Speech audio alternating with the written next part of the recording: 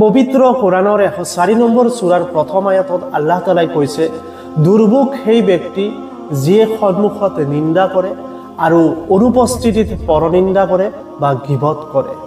যদি ভালকৈ এই আয়াতটো আপোনালোকে ধ্যান দিয়ে তেতিয়াহ'লে গম পাব আল্লাহ তাআলাই সেই সকল ব্যক্তিক দুৰ্ভোগ বুলি কৈছে যিয়ে মানুহক সন্মুখত নিন্দা কৰে। আমাৰ সমাজত আপোনালোকে চাবচোন কেনেকৈ মানুহক সামনাসামনি অপদস্থ কৰে। তুমি এইটো নাজানা, তুমি সেইটো নাজানা, তুমি একোৱেই নাজানা, এনেকৈ অপদস্থ কৰে।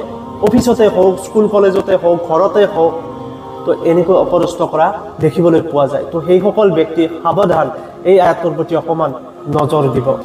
আৰু অনুপস্থিতিত যিয়ে পৰনিন্দা কৰে, অৰ্থাৎ এনেকুৱা কিছুমান সমাজত মানুহ আপোনালোকে দেখিবলৈ পাব, একলগ হ'লে বেলেগ আৰু একো কথা নাই, অমুকে এইটো কৰিছে, তমুকে সেইটো কৰিছে, বেলেগৰ মানে সমালোচনা, মানে গীবত।